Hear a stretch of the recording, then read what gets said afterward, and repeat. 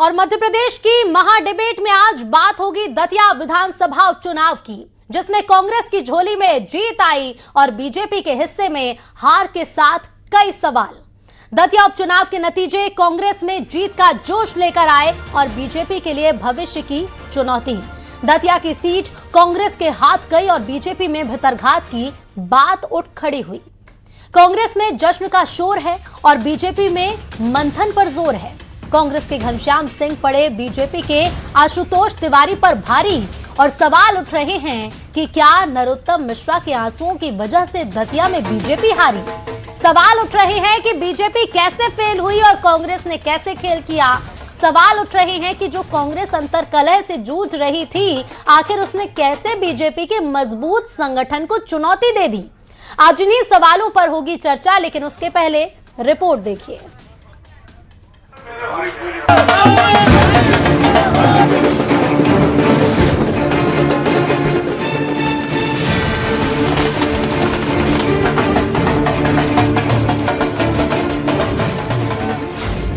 दतिया का रण, बीजेपी को पछाड़ कांग्रेस रिचर्ड।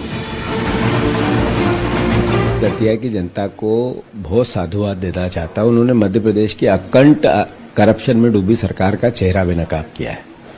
मैं मानता हूं राहुल गांधी जी जिस तरीके से लड़ रहे हैं देश के लिए, नए बच्चों के लिए, किसानों के लिए, गरीबों के लिए, उसको भी श्रेय इस पूरी भावना दतिया की जनता ने सपोर्ट किया है।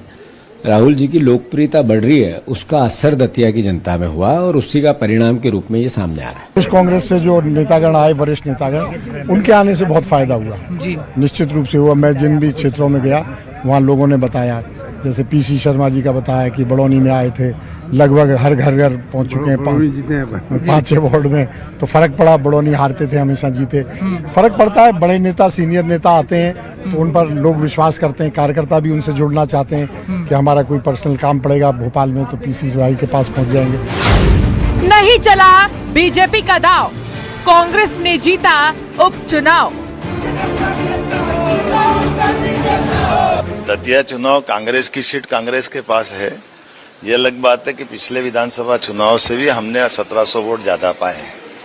चुनाव में जनतंत्र में हमारे प्रति जनता का विश्वास, बीते विधानसभा चुनाव के बाद 29 की 29 लोकसभा अगर जीती है तो आजादी के बाद पहली बार भारतीय जनता पार्टी ने जीती है। लोकसभा के बाद विधानसभा के उपचुनाव में बुधनी की बीजेपी की सीट बुधनी की वापस हमने हमारे पास रखी, बल्कि अमरवाड़ा की कांग्रेस की सीट भी बीजेपी ने जीती। ये हमारा ट्रैक रिकॉर्ड है। इसी के साथ साथ तीनों राज्यसभा चुनाव, राज्यसभा की सीट आजादी के बाद वो भी भारतीय जनता पार्टी ने जीती। हमारे कार्यकर्ताओं ने अटूट मेहनत की, लेकिन मतदाताओं का जो भी निर्णय है उसको हम स्वीकारते हैं।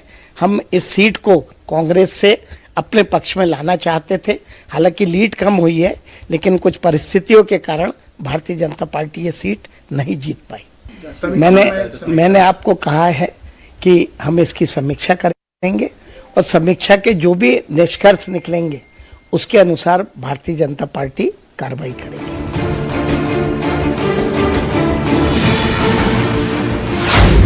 दतिया में बीजेपी हारी, नरोत्तम के आंसू पड़े भारी। भीतरघात उसे सबके अपने अपने कैरेक्टर हैं जी, उन्होंने अपना कैरेक्टर जिया है। हाँ। अगर ऐसा जिया है तो वो संज्ञान में नेतृत्व लेगा जी। मुझे बहुत जल्दी प्रतिक्रिया नहीं देनी है जी, पर लोग अपना अपना कैरेक्टर जीते हैं जी। तो उस कैरेक्टर पर मुझे अभी कुछ नहीं कहना। बीजेपी की हार, भीतरघात की मार।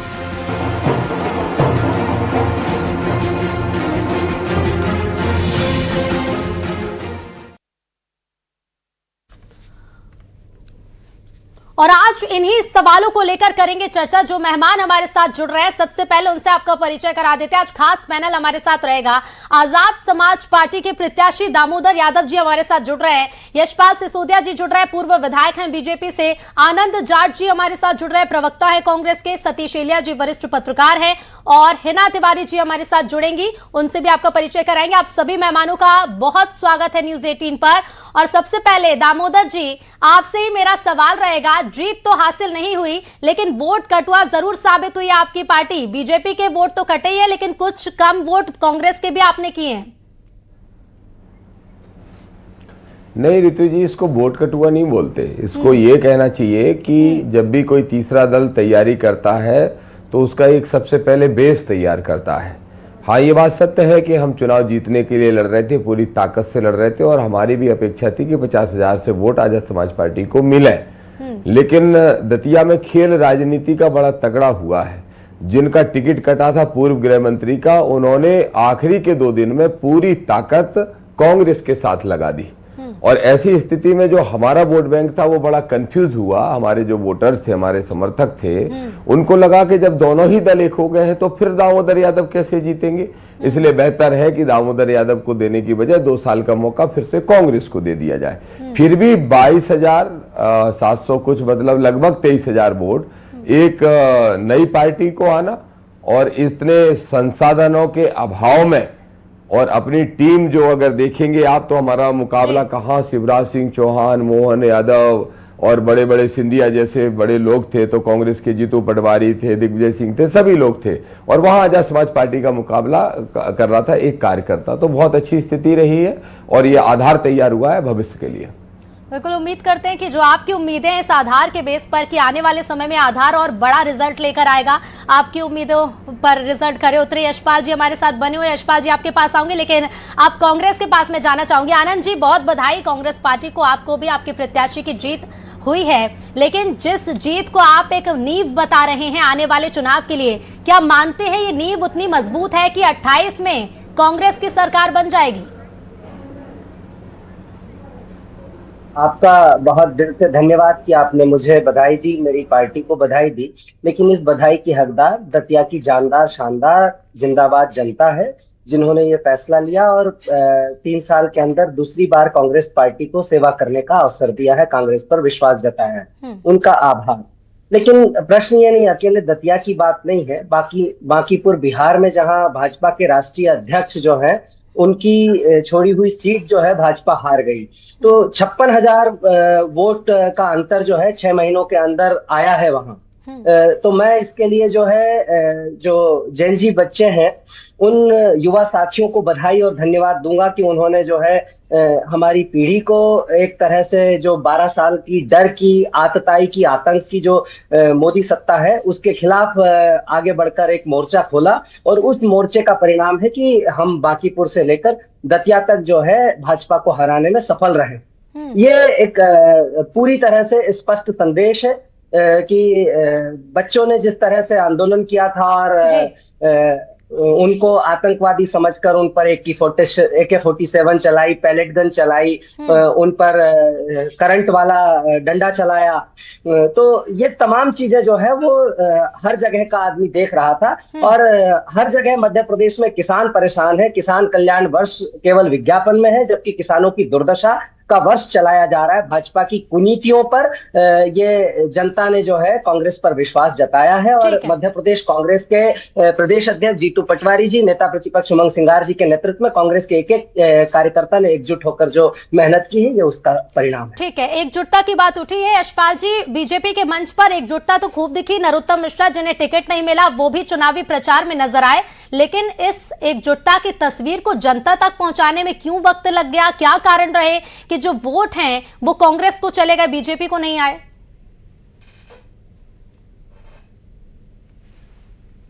जो पार्टी के विधायक नवनिर्वाचित हुए घनश्याम सिंह जी को मैं उनको बधाई देना चाहता हूं। लोकतंत्र, प्रजातंत्र, जनता का जनादेश हमारे जैसे पार्टी के कार्यकर्ताओं के लिए तो शर्म आती है। हम कांग्रेस के लोग जैसे नहीं है कि अगर आज रितु जी ईमानदारी से कह रहा हूं कि ईवीएम मशीनें खुश हो रही होगी, इसलिए कि उनके ऊपर माथे पर आरोप नहीं बढ़ा गया। आज सरकारी मशीनरी भी प्रसन्न हो रही होगी कि कांग्रेस कम से कम आज हमारी आलोचना नहीं करी। आज शराब बांटने का बात, पैसे बांटने की बात, ये सारे जो आरोप कांग्रेस चुनाव हारने के तत्काल बाद लगाती थी, आज उससे आरोप से राहत मिली है। रितु जी, मेरे पास एक फोटो आया है, अभी कांग्रेस के कार्यालय में ये मुकेश नायक जी कोई प्रेस कॉन्फ्रेंस ले रहे थे और उसमें देखिए आप मंच पर अगर 10 कांग्रेस के नेता बैठे हैं तो 5 समाजवादी पार्टी की टोपियां भी दिखने को मिल रही है। अब कांग्रेस के कार्यालय पर लाल टोपी भी है और सफेद टोपी भी है। इसका मतलब यह है कि कांग्रेस अकेली इस जीत में श्रेय लेने की कोशिश नहीं करे, वहां पर समाजवादी पार्टी के सहयोग से कांग्रेस जीती है। और जीती है तो रितु जी मैं ये भी कहना चाहूंगा कि जो सीट ऑलरेडी कांग्रेस की थी, जो जीती हुई सीट थी, कौन जीता? कांग्रेस ही तो जीता है। हाँ, हम अमरवाड़ा से कांग्रेस की सीट को छीन कर लाए। लेकिन अपनी सीट बचाना भी तो एक चुनौती होता है ना। आप कह रहे हैं वो पहले से जीते थे, लेकिन ये तो एक नया चुनाव था ना, अपनी सीट बचाना भी तो एक चुनौती होता है। दामोदर जी भी हमारे साथ बने हुए हैं। दामोदर जी, काफी अच्छे रिजल्ट रहे और जैसा कि आप पहले भी कह रहे थे, मैं भी इस बात से सहमत हूं कि पहली बार इतने ज्यादा वोट मिले हैं किसी अन्य को, बीजेपी कांग्रेस के अलावा। आने वाले समय में 2028 में क्या उम्मीद आजाद समाज पार्टी से की जाए? देखिए रितु जी, 2023 का चुनाव देखना पड़ेगा। 2023 में आजाद समाज पार्टी के प्रत्याशी के रूप में मैं स्वयं सियोड़ा विधानसभा से लड़ा था और 15 दिन के चुनाव में 30,000 वोट हमें वहां पे मिले थे। अब ये बाई इलेक्शन आया, राष्ट्रीय अध्यक्ष जी आदरणीय चंद्रशेखर आजाद जी ने कहा कि आपसे बेहतर कैंडिडेट कोई नहीं है, इसलिए हमने यहाँ चुनाव लड़के भय भ्रष्टाचार को मिटाने के लिए एक बीड़ा उठाया हुआ था और यहाँ पे चुनाव लड़ने का काम किया। तो मैं आपको ये इसलिए बता रहा हूं ताकि आपको ये संज्ञान में रहे कि दतिया जिले की तीनों ही सीटों पे हमारा बेस ऑलरेडी तैयार हो चुका है। 2028 में मुरैना टू सिंगरौली 78 सीटें हम लोगों ने टारगेट की है। उन सीटों पे हमारा संगठन काम कर रहा है और मजबूती के साथ 2028 में हम चुनाव लड़ेंगे, ये हमारी एक तैयारी है। दूसरी हमारी तैयारी ये भी है कि अभी जो निकाय के चुनाव आने वाले हैं, नगरीय निकाय के, दतिया के अंदर हो या जो हमारे प्रमुख 12-15 जिले टारगेट हैं, उन सब में भी हमने निकाय के चुनाव की तैयारी शुरू कर दी है। मैंने कल देखा था राजेंद्र भारती जी पे कांग्रेस ने कार्रवाई कर दी थी, लेकिन दतिया में भारतीय जनता पार्टी के एक बड़े नेता ने भाजपा को हराने का काम किया है। उन पे कार्रवाई होती है या नहीं, ये नजर मेरी टिकी हुई है। और मैं आपसे ये भी क्षमा चाहता हूं, चूंकि मेरे बहुत सारी भीड़ बाहर बैठे कार्यकर्ता साथी बैठे हैं, तो एकाध कोई और सवाल पूछना है तो कृपया पहले मुझसे पूछ लें। बिल्कुल दामोदर जी, सवाल मेरा यही रहेगा आपसे कि जिस तरह का अभी voting percentage Azad Samaj party को मिला है, क्या बीजेपी और कांग्रेस के लिए चुनौतियां बहुत ज्यादा बढ़ने वाली है दतिया जिले में खास तौर पर? बात से सहमत हूं जो कांग्रेस के प्रवक्ता बोल रहे थे। पहले तो मैं भी घनश्याम सिंह जी को बधाई दूंगा, भले ही नरोत्तम मिश्रा जी के सहयोग से सही, लेकिन उनको विधायक बनने का मौका मिल गया है, ये मैं उनको बधाई जरूर दूंगा। साथ में मैं ये जरूर कहूंगा आपसे कि जो कांग्रेस के प्रवक्ता कह रहे थे कि इस समय सरकार के प्रति किसानों, नौजवानों, माता बहनों में सब में रोष है, जो जेन जी मूवमेंट और ये सब देखने को मिल रहे हैं, तो उसके कारण नाराजगी तो लोगों के मन में थी ही और लोग बदलाव करना चाहते थे। हाँ, वो अलग बात है कि दतिया के समीकरण ऐसे बने हैं तो एक अलग परिस्थितियां बनी है, लेकिन आजाद समाज पार्टी का बहुत अच्छा वोट बैंक आया भी है और आजाद समाज पार्टी पूरे प्रदेश में तीसरे विकल्प को बनने की तरफ बढ़ रही है बहुत तेजी से और बढ़ के दिखाई। बिल्कुल, हमारी भी शुभकामनाएं आपके साथ है। बहुत शुक्रिया दामोदर जी, आप हमारे साथ जुड़े, इस चर्चा में भाग लिया। आगे बढ़ेंगे, हमारे साथ वरिष्ठ पत्रकार सतीश एलिया जी जुड़े, हिना तिवारी जी भी जुड़ गई हैं, राजनीतिक विश्लेषक हैं। हिना जी, आपके पास मैं आना चाहूंगी क्योंकि 2018 का चुनाव हमने देखा, 2023 का चुनाव हमने देखा, लेकिन इन चुनाव में जो गौर करने वाली बात यह है कि बीजेपी का वोटिंग परसेंटेज लगातार घटता जा रहा है। इस बार जीत का अंतर उतना नहीं है जितना 2023 में था, लेकिन दामोदर जी की भी बात आपने सुनी और देखा भी कि उनकी परफॉर्मेंस भी काफी अच्छी रही है। तो क्या लगता है भविष्य में यहां पर संभावनाएं अब बदलने वाली हैं? रितु जी, एक्चुअली होता ये है कि मध्य प्रदेश का एक पैटर्न रहा है, कुछ समय बाद मध्य प्रदेश में गवर्नमेंट बदलती है और यहाँ पर निश्चित तौर पर एक जैसा पैटर्न नहीं है कि हाँ यहाँ पर हम ज्यादा समय तक किसी एक सरकार को बने रहने दें, ऐसा पैटर्न भी नहीं है मध्य प्रदेश का। कुछ 15-20 साल का जो आंकड़ा अभी बीजेपी ने क्रॉस किया, ये बहुत बड़ा आंकड़ा है, मतलब बहुत लंबा समय बीजेपी के लिए इस बार मिला बीजेपी को। तो निश्चित तौर पर जब आप ज्यादा समय कहीं टिक जाते हैं तो आपके लिए एंटी इनकम्बेंसी वाला सिस्टम शुरू हो जाता है।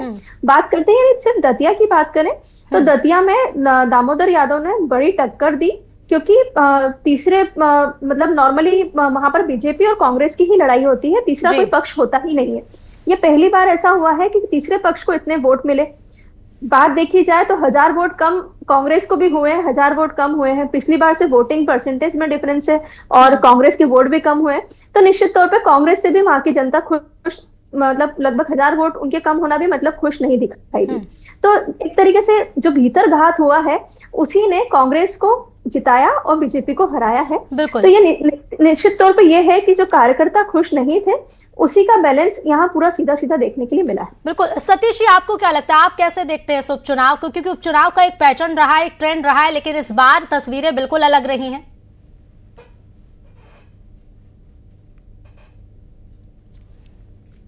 देखते हैं कि कांग्रेस ने अपनी सीट को रिटेन किया है। कांग्रेस की ही सीट थी, कांग्रेस ने प्रत्याशी बदला, इसके बावजूद कांग्रेस जीती है।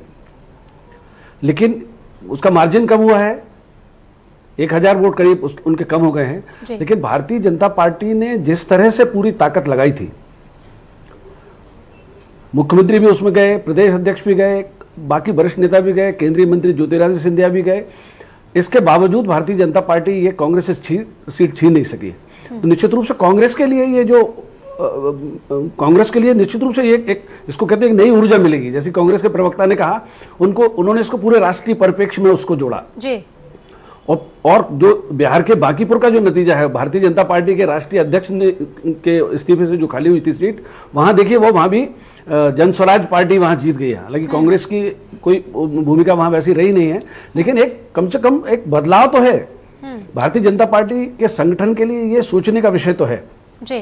जहां तक मध्य प्रदेश की बात है, दतिया का जो उपचुनाव है, इसके पहले विजयपुर का भी चुनाव भारतीय जनता पार्टी नहीं जीत पाई थी। तो सत्ताधारी दल लगातार 2 उपचुनाव न जीत पाए, तो ये संगठन और सरकार दोनों के लिए विचार का प्रश्न तो है ही। जैसे कि बहुत जरूरी है कि जो आत्मचिंतन आत्ममंथन की बात कही जाती थी पहले दूसरे दलों के लिए, कि आगे के चुनाव में हमें किस तरह से जाना है। बिल्कुल सतीश जी, जो पहले एक दूसरे दल को कहा जाता था कि आप अपनी पार्टी में आत्मचिंतन करिए, मंथन करिए कि आखिर चल क्या रहा है। बहुत जरूरी कि पार्टी अपनी पार्टी में देखे कि कार्यकर्ता कहाँ हैं और कितने एक्टिव हैं। आनंद जी, ये जो जीत मिली है ये वरिष्ठ नेताओं की मौजूदगी का फायदा है या फिर नरोत्तम मिश्रा के आंसू हैं जो कांग्रेस को फायदा दे गए? देखिए, राहुल गांधी जी ने बहुत अच्छी बात कुछ दिन पहले कही थी कि नरेंद्र मोदी और अमित शाह जो है भारत का अतीत है और भारत के भविष्य यानी कि युवाओं से ये नहीं लड़ सकते हैं। तो मैं समझता हूं कि भारतीय जनता पार्टी के अंदर नरोत्तम मिश्रा की जो स्थिति है वो अतीत की है, अब वो वर्तमान नहीं है। ये मतलब आपको समझना पड़ेगा, तो उस पर बात करने का कोई अर्थ नहीं है। लेकिन मैं आपको एक महत्वपूर्ण बात बता देना चाहता हूं कि हमारे सभी वरिष्ठ नेता और कार्यकर्तागण वहां दतिया पहुंचे थे और दतिया में जहां जिसको जो जिम्मेदारी होती थी, जैसे मैं नहीं दतिया जा पाया, लेकिन मैं यहाँ से जो है जितने भी क्लस्टर के हमारे संगठनात्मक संरचना थी उनसे डे बाय डे की रूटीन में रिपोर्टिंग ली जा रही थी, तो उस काम को मैंने भी किया और कहाँ क्या स्थिति है, क्या चीजें हैं, वो सारी चीजें हमने देखी समझी। और मैंने सुबह जब मैं चैनल्स पर मतगणना वाली डिबेट्स में था तो मैंने कहा था कि चौथे राउंड के बाद हम जीत जाएंगे, मतलब हमारी जीत शुरू होगी और वो लगातार आखिरी तक रहेगी, और वैसा ही हुआ।